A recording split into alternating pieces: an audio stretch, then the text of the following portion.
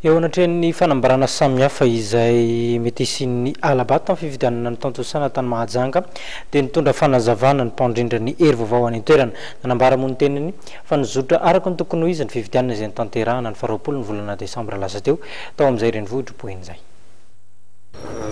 Voalohany angamba dia tsara manamarika hoe resaka atao izy ireny resaka satria misy ny resy dia misy mandresy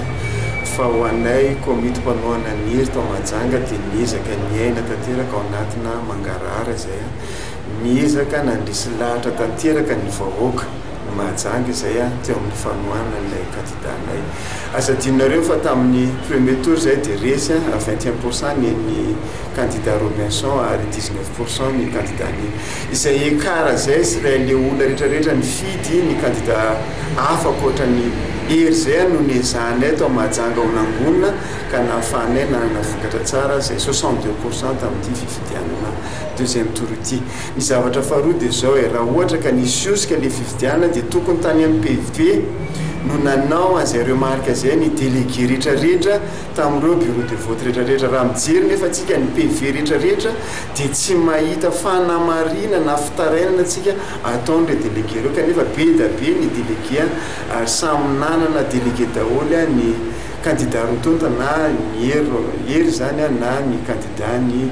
docteur Robinson izany. Manamafy fa tena fifidiana madio ilay point de presse nataony député ihany koa angamba candidat député koa angamba tsara no hamarinana anazy tsy niteny mihitsy ireo député ireo candidat député ireo nahita osika fa nilaza zareo tsy mahafapo anay ny vokatra.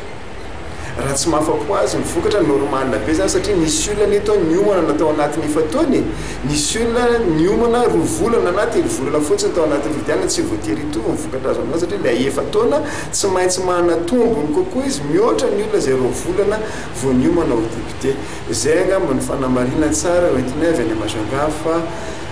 anatin'ny tena fananana madio ary tsara ny anambarana izany fa ny fampiantso tamin'ireo